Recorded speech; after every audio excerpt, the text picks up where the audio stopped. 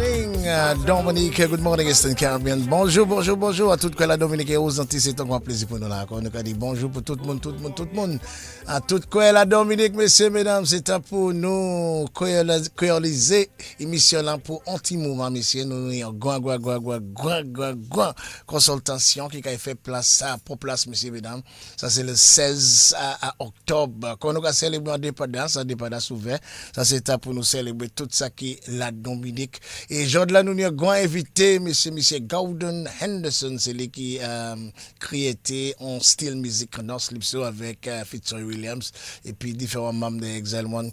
Et puis nous allons parler de créole parce que créole c'est important pour nous, messieurs, mesdames, c'est pour nous rassembler. Est-ce que nous avons monsieur Gordon Henderson avec nous? Good morning, Gordon Henderson. Good morning, Your Excellency. How are you? I am okay for now, and I'm giving thanks and praises to the divine interventor. It's good to be in your company. This time it's the reverse. I am in your company. You're live in Paris. Yes, well, you are family, and I'm always happy to spend time with you. You're such a busy man, so I'm taking advantage. But just before we actually delve into a very important topic, today is the 25th anniversary of the death of someone from your community, Rosie Douglas, former Prime Minister. I know you want to say a few words before we get into our program. Yes, because many people think of Rosie as having been a great individual who didn't take much care about fashion and even property, who loved people. I can tell you that for many years, he tried his best to pull me away from show business and bring me into politics. Wow. He invited me to Libya. But in Paris, I used to be his interpreter. So I had the honor of going with him to the headquarters of the Socialist Party and the Communist Party on many occasions. And when they would give him fine French wines as gifts, he would give it to me because he didn't drink any alcohol. Everybody knows everything about this great individual and his sudden passing because he wasn't sick. I am told that he went jogging on that morning. It's just a sad memory. Can you recall, Gordon, just a few days before his passing, myself, you, Eddie Toulon, and the Kubuli guy paid him a visit? Yes. Michael Fagan, yes. Just a few days before he actually passed, we actually paid him a visit in Portsmouth. Yeah, and the important thing about that too was we are in the World Creole Music Festival period, and many people may have forgotten or might not have known that when the government switched, Eddie Toulon was threatened for whatever reason of internal politics. And it's because of his skills, of course, and Rosie Douglas's way of accommodating everyone. It doesn't matter if you were working with the last regime or not, you're going to come on board. And this is how Eddie got back his position as executive director. Because my last memory of him is actually confirming to Eddie that he heard he was doing an excellent job and he would have continued in the same vein as the events or executive director of the festival itself, which was, it was really a wonderful feeling for Eddie. Eddie was overjoyed by this information. Oh, yes. And that was a very good thing for Dominica as well, because two things happened. Rosie always had this idea of linking. In any case, he went to school in North America, in Canada, but building ties, stronger ties with Black Americans. So he had this idea of making something that would be larger than the World Creole Music Festival. In fact, he did one edition of it. And although he was very close to Creole, he had many political friends from, particularly from Guadeloupe, Martinique, Washwe, can tell you, Mary Gallant. But he thought that bringing in, as a matter of fact, he brought in one of the sons of Dr. Martin Luther King to the first edition of this big festival that he had in mind. But when he roped Eddie back into the picture, we can say, well, fortunately today we can celebrate 25 editions. Absolutely. Gordon, let's get into the meat of our discussion for time. We are always short by time. Creole Heartbeat, in collaboration with the Ministry of Education, KEC, alias Francaise, the Comité pour Études Creole is conducting the special Creole Language Symposium, legitimizing Creole as a vernacular for vehicle of identity, education, and development. What you make of this venture? I think that this is a very timely venture, if you will, initiative. Um, the important thing to me is, I said it's timely, but I think it's overdue. I know that Creole Heartbeat has been doing more than is expected of a private entity, but this is very, very timely. In terms of importance, when you look at the history of the Creole language, 500 years, how important is this consultation?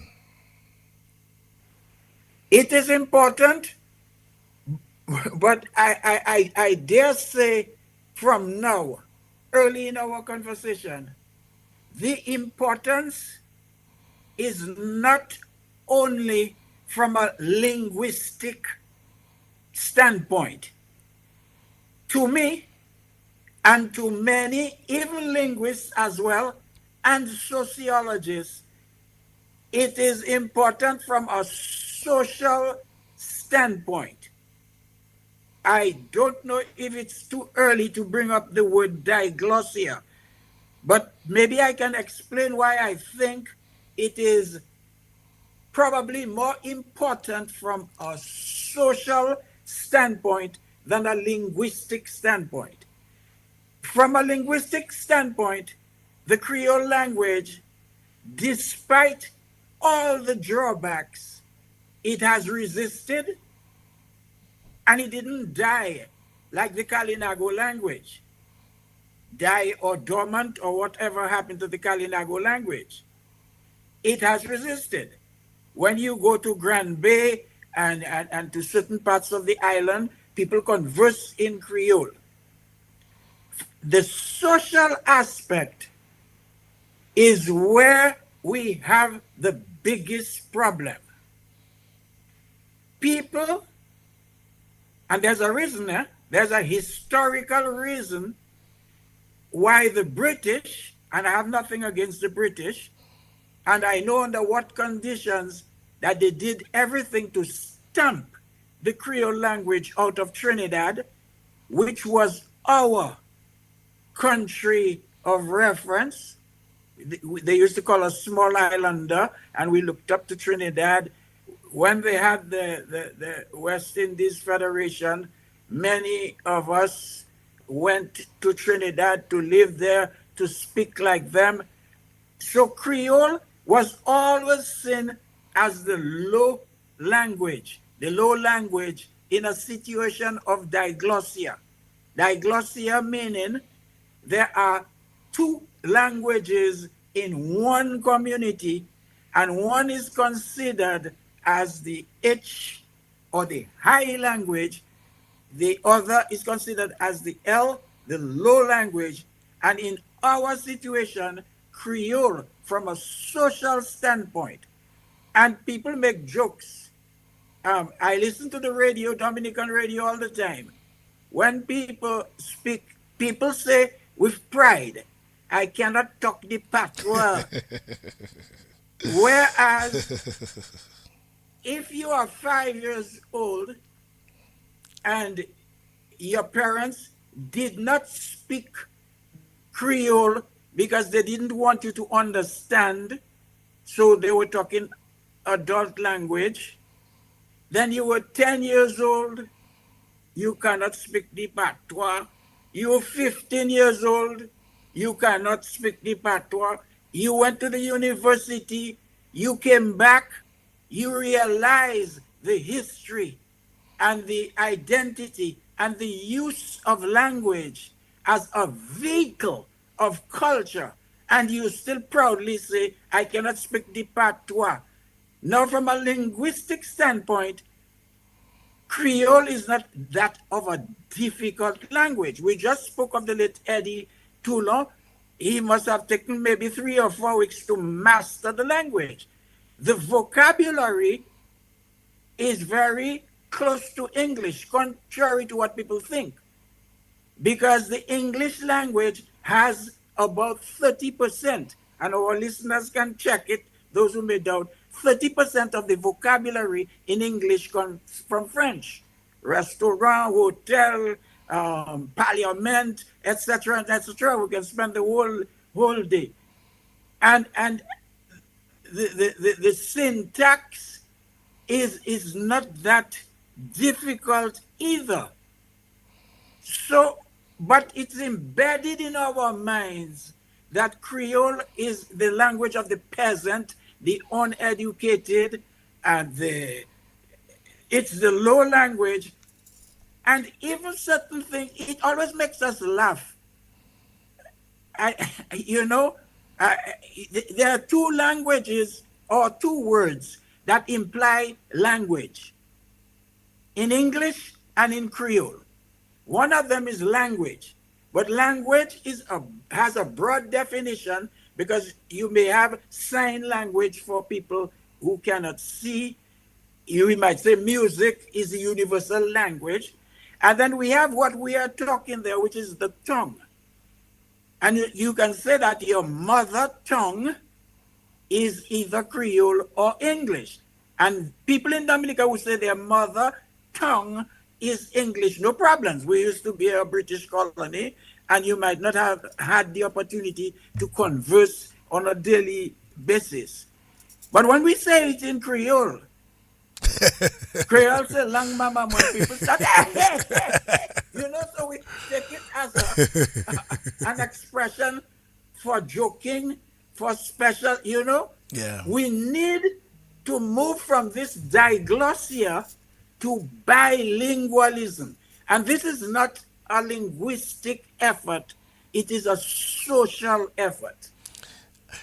You have been to and from the Nature Isle, I mean, in recent times, performing, doing business, taking care of business. In your observation, do you think that the language is endangered as we speak? No, I don't think it's endangered for many reasons. We might not speak as much Creole in Dominica as St. Lucians do. And I say St. Lucia because they have a similar history and their official language is English, like us.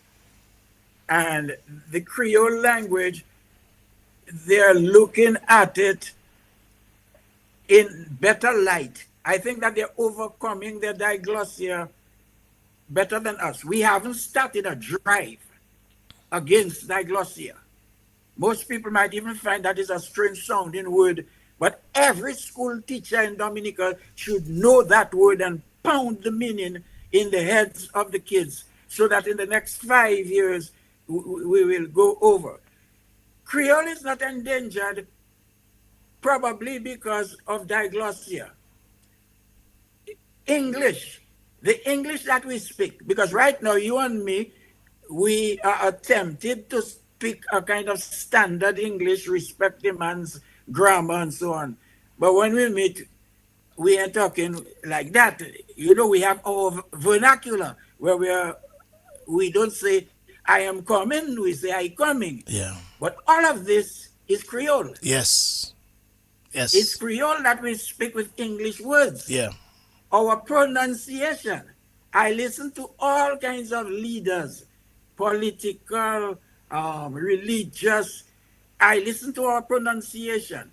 I can give you 1,000 words. We have a problem saying development. People don't say maintenance, they say maintenance. Some people say capacity. I have the capacity. I don't know what city. That's not the pronunciation in English. You Also know, they it's say capacity, also they say democracy. democracy, and a number of words. C'est quoi nous qu'a parlé? Yeah, yeah, yeah. And this is Tout why ça c'est we créole. die, because it's instilled within us. Even when we say, I cannot talk the patois, it, it is instilled, you know, and in expressions. Let me take out a picture for you in what English country or county do we hear people saying that? We, Yes. in fact, so the Creole is in us, we cannot take it out. What we have to do is recognize the fact and work on it, the social aspect. What do you think are the effects of our official language now, which is the English, on our Creole and vice versa? The effects. I am not even sure which one influences the other the most. I think that in a very unconscious and unaware way, the Creole is working more on our English than the other way around. But you and I, we have discussed on numerous occasions that problem of diglossia and how we need to switch it to bilingualism. So, just quickly for those who might be unfamiliar with these words, diglossia is a situation where two languages are spoken in the same space or community, and one in the minds, in the psyche of the people, is considered as being superior, what linguists call the H or high language, and the other one is the L and low language. It's the same thing that happens in Martinique and Guadeloupe, you know, because because of my age and the time that I've been frequenting them, they're working on it, but they have diglossia, but their diglossia is a little bit easier to deal with because the two languages are closer. There are many more cognates. Now, one may ask me what is a cognate. A cognate is a word that exists in the two languages, like cadence, as in cadence. Cadence. But we chose to pronounce it in Creole. Cadence. But they have many cognates because, as we know, the Creole that we speak is rooted largely in the French. So their diglossia is easier to deal with than ours. So, and the last thing I would like to say on that question is when we attain bilingualism, which means speaking both languages, like some people in Canada do it very well. Steinman was on your show some time ago, and he said how amazed he was to speak to people in Holland, and they responded in excellent English. You wouldn't tell if they were from England or wherever they came from. And almost everybody is like that. Most of these people are bilingual.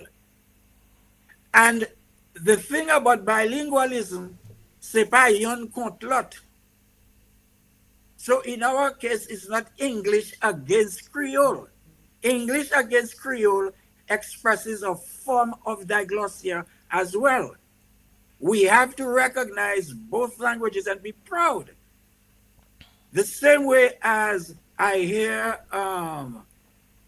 news in Spanish and in French on this radio station on certain days in the morning, I'm very happy. And it's not Spanish versus English or French versus English. We respect them as spoken languages. So we have to move up to that level of bilingualism. Bilingualism. Now, This is what we have to try to in attain. St. Lucia's case, they have given one of the languages and the official and name it the official language, and the other one That's is the national language. Is that something we should okay. emulate to remedy our situation? We can do that, but I think we can, because that is all about nomenclature and naming. So official language and national language. Because We in the national setting, through a policy, I understood that they now can speak Creole any and everywhere. Compared to Dominica, let's say in Parliament, there is a restriction that if you speak any word in Creole, you must translate it. Well, these solutions are right. Huh? I don't know if we should call Creole our national language. We could call it Lang Mamanu or whatever we want to call it. We can give it any name. But the point that you're bringing up is a very salient point, because the fact that we cannot speak Creole in Parliament or it must be translated, it is even worse than diglossia. It gives us the impression that Creole is a foreign language, whereas Creole is part of our identity. I mean, so the same actors who, by legislation and policy, are not allowed to express themselves in Creole will tell you, and I'm not criticizing it, I'm just making observations that are real, because I know how polarized we are in Dominica, and people say, oh, we say that they're criticizing those fellas, and so on. The same guys, it might slip, and they will tell you about capacity and democracy, and these are words that are used within the parliament, and they cannot speak Langmamanu. You know what I mean? Because as a matter of fact, I met someone from Martinique, and she will be one of the presenters at the special consultation, and she actually worked on the policy to really give some credence to the Creole language in St. Lucia. And she thinks that is one of the ways that Dominica can possibly head and go towards, because with that particular credence, there will be lots of signage. The language will not be looked down, like you said, as a peasant or in the yard or in the plantation. It will now be given that upward mobility, that upgrade, and much more closer to, let's say, the English language. So if you use English, it's okay. If you use Creole, it's okay. If you call a talk show and you use either one of them, it is okay and understood. And she feels that that is the direction that Dominica should try to emulate, because gone are the days when we used to believe that the Creole was the inferior, or let's say bagay vie Yeah, moun. the inferior, the low, the L. Yes. So she strongly feel, and she will be presenting also. She'll be the Martinican representative speaking. That's Marie Francois. Will be speaking, and she thinks that is the direction Dominica should go to remedy the situation. Do you have any observations or opinion on this? She is quite right. But I insist that before we formulate policy, we cannot formulate policy in the state that we are right now, because we will be forcing down something that the people are not ready or prepared to accept. There is a simple concept that people cannot appreciate or love something that they don't know. You cannot go to somewhere and tell a guy, um, what you prefer. You prefer caviar or accra? The man might have never heard of caviar. He might never tasted it. He cannot prefer one. And we cannot yearn to having a policy. I'll give you an example, because it might be difficult to comprehend. You may be better placed to tell me how long have we been making attempts to teach Creole at school and on the radio. Well, on the radio, it's certainly over 4 decades. That's on the radio. From inception of Experience Creole, that's on the radio. And in schools, there has been a pilot project for a few years that has been ongoing. And I think this year, based on what the PS has lamented, they're actually taking a notch further to expose as many schools as possible to the language. Now, what do you think, now, Gordon, if it is not a policy to actually revolutionize everything and to legislate sort of to make Creole sort of compulsory in schools, what measure do you think that we should take to allow the young people in particular, the people that will take the language to the future or to carry the language through the future, what measures do you think we should take?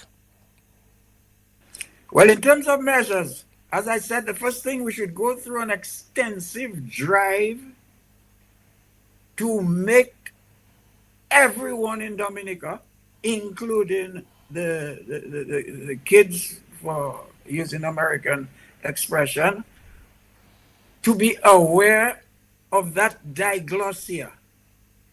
We need to make them know that looking down on Creole and feeling happy to say, I cannot talk deep patois, is something that was instilled, institutionalized on them by the British, and give them the history of when the Creole language, the Creole language was the lingua franca, meaning the spoken language of Trinidad. And our listeners who may find that strange can Google it, research it. Trinidad was never colonized by the French. So there is no reason why it was a spoken language. But there are historical circumstances that brought thousands of Creole speakers to Trinidad. They called it patois at the time. Our intellectuals felt that it was better for us to call it Creole from the 70s up, because a patois, which is another cognate, is a good English word, but it means a broken language. So from an intellectual standpoint and from a dignity standpoint, we said that what we speak is not a patois. If the Jamaicans want to call their Creole or whatever it is, Jamaican patois, that's them. But those of us on the Franco zone, we said it's not a patois, it's Creole. It's a language. Yeah, Creole is a language, and it has all the characteristics. The only thing, to keep on answering to your question, is as much as I see we need to policy, I think that at this point of the game, it's a little bit premature. But that doesn't mean we shouldn't start preparing it, huh? Yeah. But it's premature because before we put policy in place and force it down people who don't understand the importance and the necessity of the policy. We have to override Be- be- be- diglossia. because where I am kind of lost, Gordon, is what methods are you going to use to educate the people on that diglossia? Because, like you said, if you don't know, you don't know. But then to get people to sensitize the people that yes, our issue here now is because we believe that Creole is the L, the lesser, or let's say the vagabond language then. Yeah. And English, let's say, is the Queen's language. To enslave our brains, our minds. How would you do that without actually going to the schools? There are a number of ways. As a matter of fact, I was writing a paper, and right now I cannot recall some of the ways, and maybe that linguist might be able to think, but some that come to my mind. One of them is one that you always speak about: signage. So every child, adult, they will see signs. I mean, and when I talk about signage, I'm speaking about traffic signage. Eh? You leave Roseau or you head into Roseau, so you will see welcome to Roseau, that's English. Then we are bilingual and we have it, bienvenue à Wozo or whatever structure we decide to adopt. Wozo. So we know, I'm sorry, we know that our ancestors came from various tribes in Africa, and the what the English calls the rhotic sound is not really part of our speech pattern.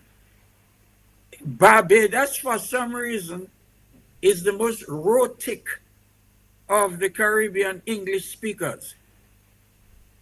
So the R for many of us is W. Whoa. There is a French word called bordel, Bordel, that has many meanings. It might mean a brothel. It might mean nonsense, chaos. But when you listen to a typical Creole speaking Guadeloupean, they tell you bordel, Yes. bow, With the W. W, you know? Mm. So Wozo is a class example of we are not rhotic. So we will so in our case Even we yeah, will eliminate the R and use the W yeah, or eliminate the R completely. completely. Heartbeat. Everybody will tell you heartbeat as this is HAT. Yes, but it's heartbeat. Yeah, but it's not. We are not rhotic, so sometimes we just eliminate the R. So by writing Rozo and Wozo is going to help a small child that starts to read. Where I say, but daddy, why is it Wozo? And then you explain. And they Yes. understand, well, this is the Creole. And it's not Yes. one against the other. They And complement each then other. Portsmouth becomes Guantas. It has a whole history why. And Calibishi and other places, I'm told, of a Kalinago stem or roots and all of that. So signage is one of them. Um, I don't know if it's in terms of policy, but I don't think it should be a difficult thing to speak Creole, say, in Parliament. I am not a proponent of writing Creole right away for many reasons. Because I had to study and learn French to really get the gist of what the proponents of writing Creole. It is we who evolve in communities where we have English and Creole. The phonology doesn't help us. There are certain sounds in Creole. Bitin, Nasal, This nasal. sound, they're partly nasal, but how do you write? You cannot write bitin and write nasal under it and all those kinds of things. So I noticed that for St. Lucia and for us, but not for Haiti and the other places, where in their diglossia, their so-called H language is French, they tell us just put two accents. And I see people writing Creole in on Facebook, and they don't know which one of the accents, because we were not raised with accents. The English language, we do not have, we have diphthong or one or two little things that we hardly ever use or remember. But on the E, we don't have the acute and the grave or grave accent. So we have to learn that from them. And I don't think this is fair. So we should work towards getting more of a universal Creole. Yeah. And on that point, there are so many words in this Dominican Creole that we have to be very careful, you know. One of those words is compte. When we say compte, nous ka parler compte, it's about. Yes. But in all the other Creoles, it means against. And I have met on numerous occasions people, one guy even told me he lost his job because he told the boss that some other guy take a parler contre lui. He was speaking about him, and he was speaking well about him, but parler contre was understood by the other one. Someone say, against. And this is not the only word, but this is one that is demonstrative. Yeah. You know, and we have hod and minis and minister. We have it in the wrong side. And if you say minist for minister, and we have a number of words that are English words, and we just farmer, motoka. Yeah, and those kinds of things. So we need to clean up our Creole. Yeah. But from a spoken standpoint, so we cannot put the cart before the horse. Absolutely. By the way, we are in with Mr. Gordon Henderson, and we're actually preparing for a major Creole national consultation carried for the 16th of October to include Dominica, Guadeloupe, Martinique, St. Lucia, Haiti, and Trinidad. And in case you're wondering, we have several presenters from Martinique, Marie-Francois Bernard, and she'll be actually speaking on the formation of the Creole language policy.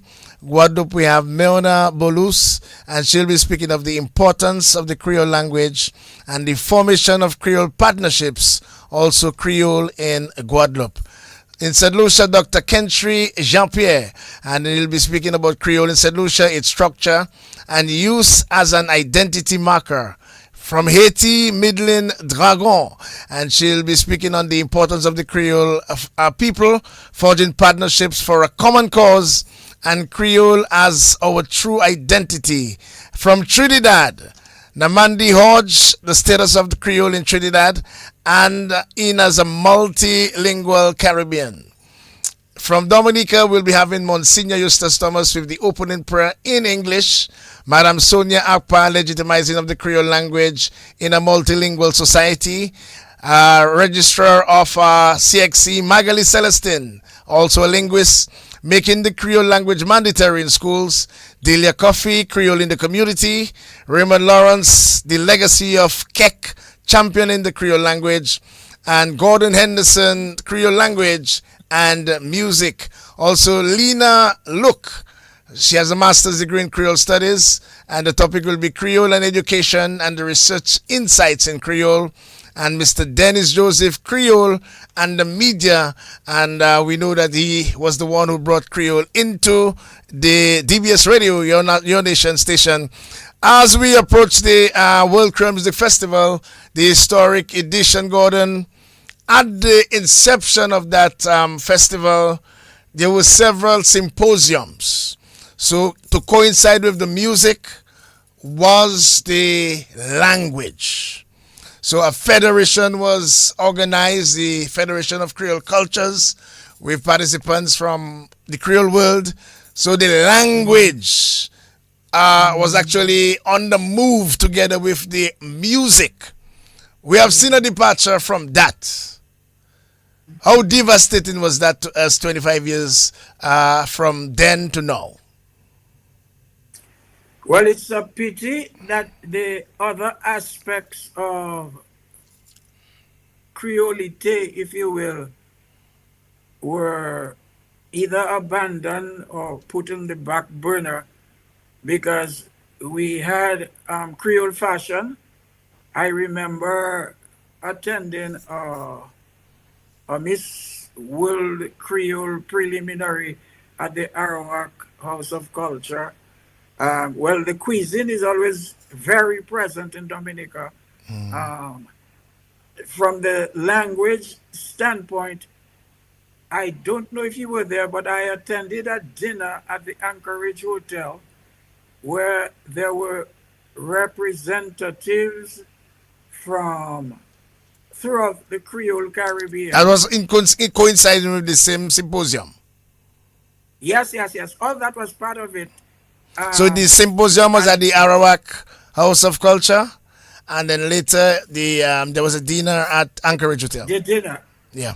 yeah, and everybody spoke in Creole in their specific Creole. It was videotaped. I don't know had it been GIS. I don't. It might be in our archives. And I thought that this was an excellent exercise because nobody stopped and asked Saudi. Everybody understood each other. Yeah, and we ate and we spoke and some of the Creole um variations uh, can be complicated for us St. Lucians and Dominicans who have, because they have a lot of input from the French and sometimes Spanish and from whatever sources. And but we still understood and they understood us. And this is why in one of your earlier questions, you were wondering if the Creole language is endangered. It's not. The only thing, it survives as an L language. And this is what is killing me. You think it should be an H? No, it should be equal, Equal, bilingual, bilingual, bilingual. But then to up not to, young, but then not to, I young mean, pontlet. but then wouldn't, I mean, you know, when you look back, Gordon, because this took place 27, 28 years ago, Yep, had yep. this sort of formula continued, the music, likewise the language, you don't think that Dominica would possibly would have reached that sort of bilingualism, or at least closer, If if not pretty close. pretty close. If not pretty close. So And some the other thing is that if we hadn't reached that level on a national level, we would be able to say that 30%, 40% would be able to say, and what category of people, like heads of department probably would be conversing with no diglossia or shame. Some wise man said, when we shame the mother tongue, we shame the mother. When we shame the mother tongue, we shame the mother. And people don't realize that when they say proudly, I cannot speak the patois, they're in fact shaming the mother. How it really is in Haiti, Gordon, in terms of the French and the Creole in Haiti, in Haiti. I cannot explain why, but I can tell you I didn't see, and I have been frequenting Haiti until lately when they have their troubled times from 1976. I see no signs of diglossia. And I will give you a few examples. In Martinique and Guadeloupe, even today, less now, when a guy would approach a young lady, he would automatically speak in French. Even if he was a young university student that would be saying Creole c'est langue moins or langue moins, depending on what island and so on. But his instinct and diglossia would drive him to speak French. I didn't see any such thing in Haiti.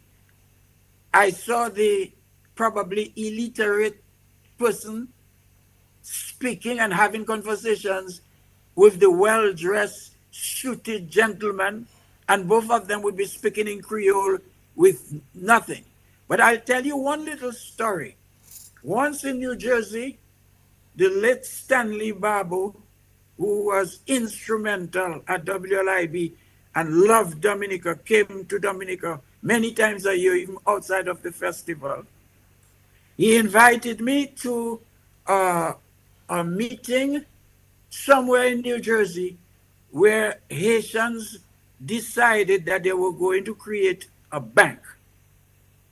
So I went into this place, sitting, just observing, and there were about 150 professionals. Now, lawyers, doctors, accountants, and most of them studied in America, in France, in Canada, and they were speaking different languages to each other. And when they started that meeting, where the idea was to pledge $150,000, and that's many years ago, each, so that would make the starting capital to start that bank. I don't know if it succeeded or not. Do you know Se bougla fait réunion là en créole? En Creole, tout. Yo tout parle Creole. Parle Creole. Parle Creole. Début jusqu'à la fin. But then, Gordon, I'm also concerned too, and maybe you may touch on it, but then does that give a level of resistance because of the Creole and the lack of understanding of the Creole by, in particular, the younger generation, a resistance to, let's say, Creole music, authentic Creole music? Well, it creates animosity towards anything that is Creole, because since it's embedded in their minds that anything Creole is inferior, who wants to be associated with inferior? Mm-hmm. And but then here is the Creole festival, which is a premium festival. And but it goes by name, because you are probably the best proponent and the best defender of saying, because, for example, this year, I am sure you must have heard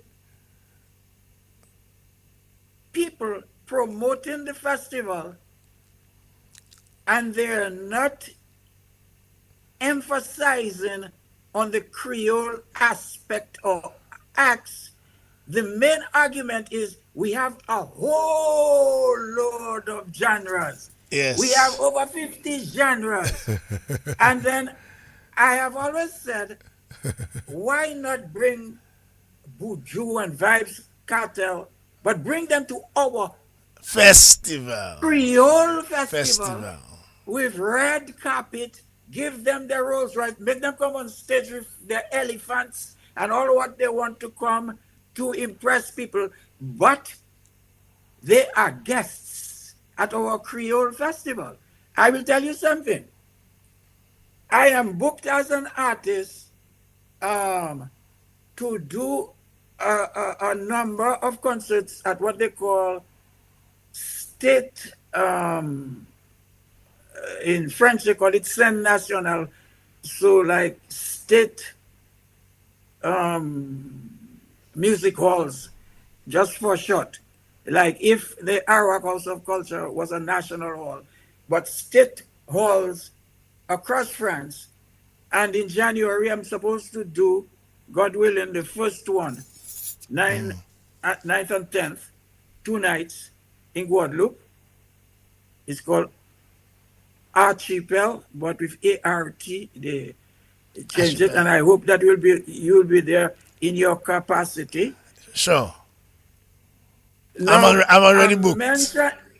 I'm mentioning that because originally I was supposed to do it on the 25th of, or the 24th. It's 2 nights, 24th and 25th of October. And I had to turn it down because I was previously booked and I prefer to come to the World Creole Music Festival for many, many reasons. And the people were telling me, but I don't understand. It is World Creole Music Festival. People in the Creole world know what your value is, and we're listening to the DGA DFC approved promos on radio, and you're not even mentioned. So much so that some of my people decided to make their own that you must have heard. I actually posted it today. But all of that is part of the diglossia. Yes, yes, And I'm yes, not yes. blaming anybody. I'm not criticizing anybody. It's not your fault. You were born in a system where it is embedded in your mindset that the language is inferior. Consequently, even the artists, to respond again to your question, a lot of the artists prefer to emulate soca singers than Jeff or me. I don't even want to talk about me. Despite the fact that the Creole market is so much larger and more lucrative. But in their minds, you know. Yeah. But so that is something that we have to work on. And it's social. It's not linguistic. Yeah, because The language is part of it. but it is a concern. It is a concern because when you, for instance, let's take the festival this year.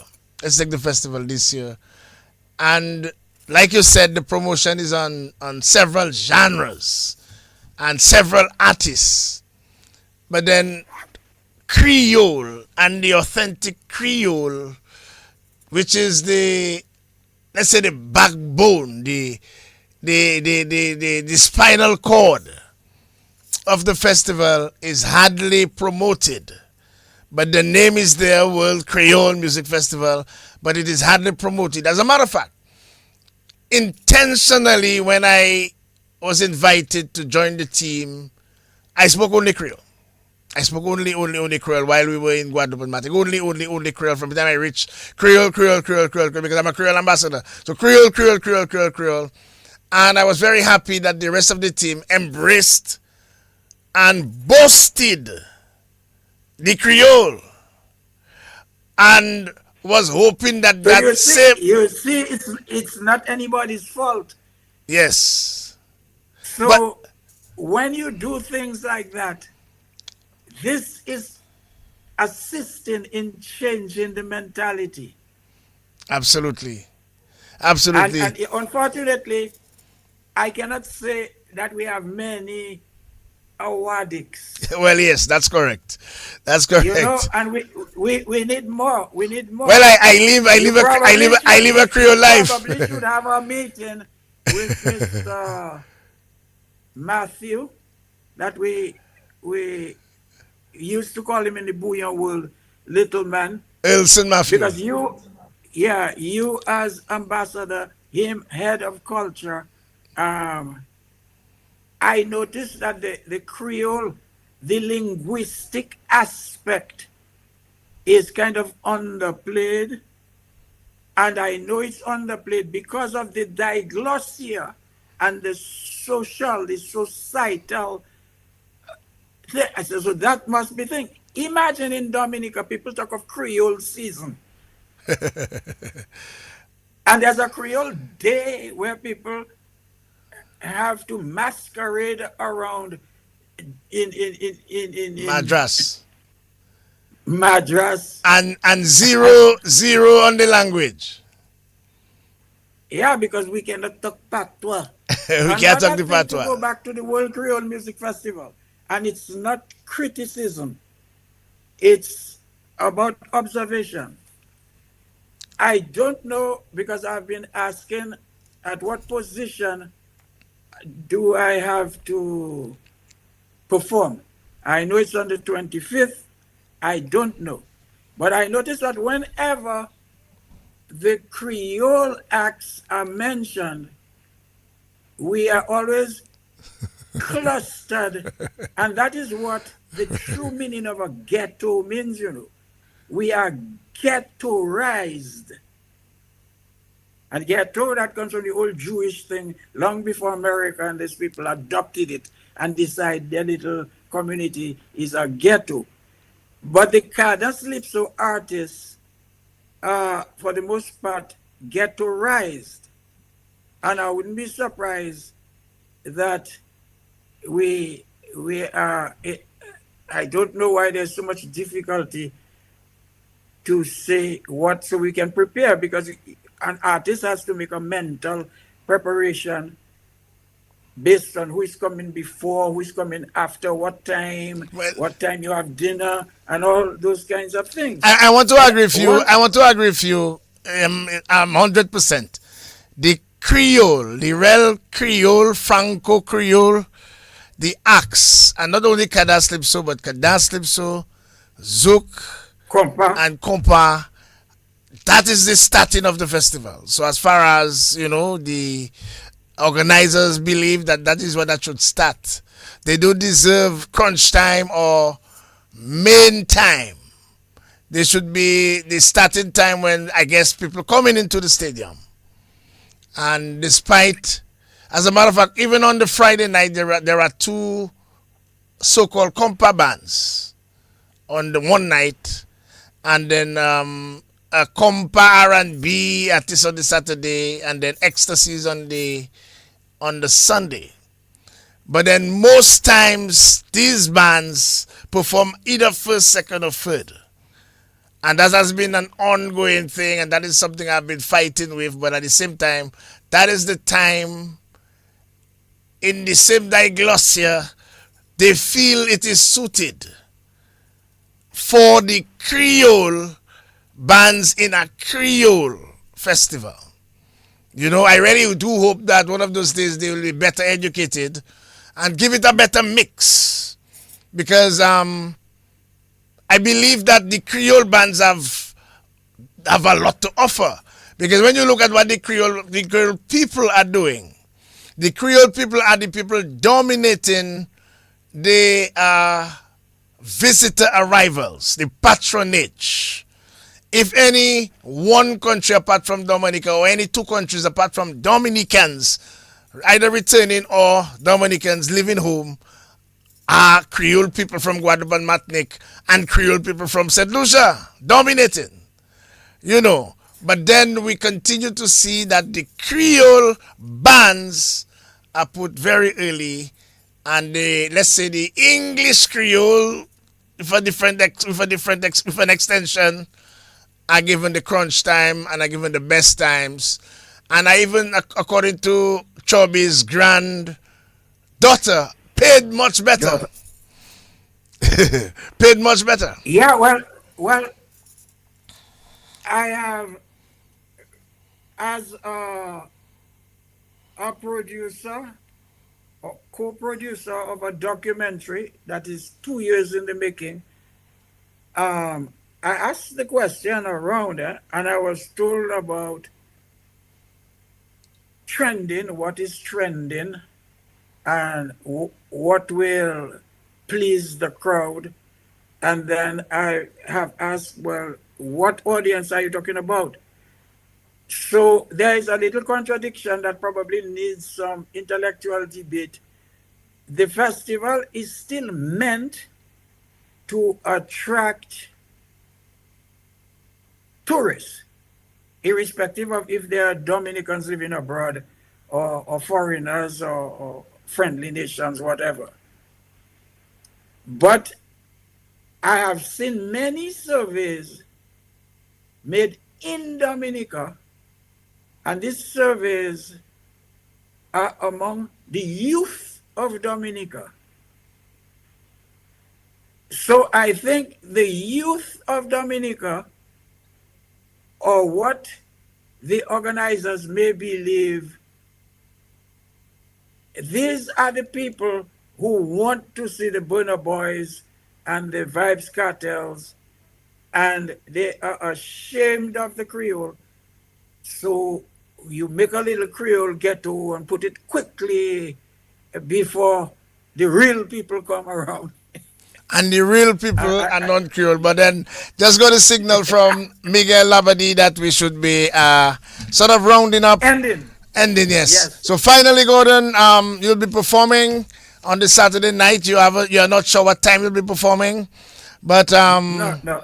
I know when you think of festival. That's the last question. You think of festival. I know your mind goes back to, let's say, Fitzroy and those days, because I believe, and I continue to say it, it is because of Kadas Lipso, Dominica has the authenticity to host a World Creole Music Festival, and the world would listen. I truly believe that with every ounce of fiber within me, and he is gone now.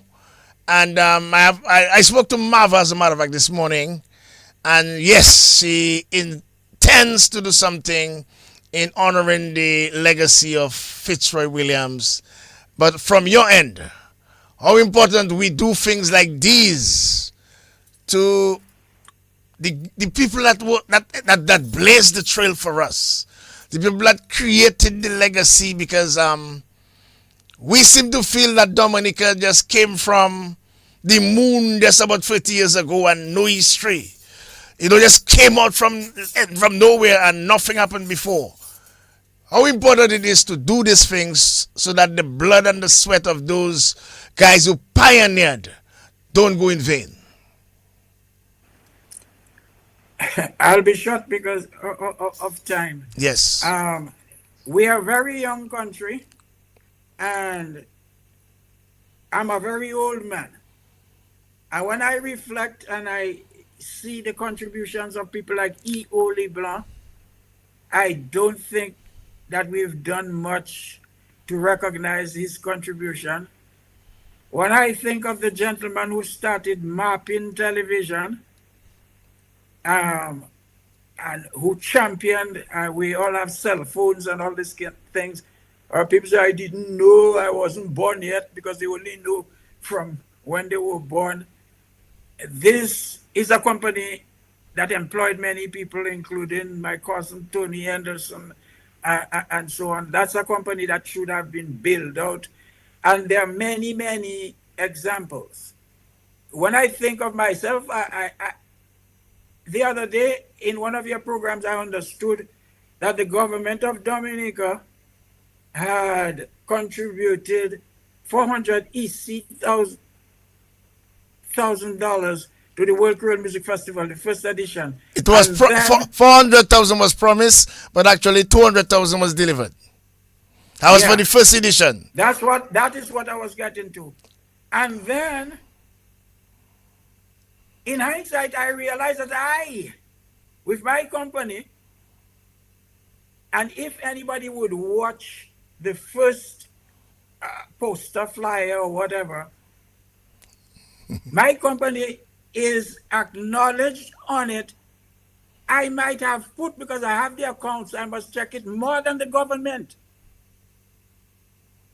But when people are speaking about artists and contribution, you hardly hear any of that talk. Or some might even be shocked that I'm saying that now. Or they will cluster me in another ghetto.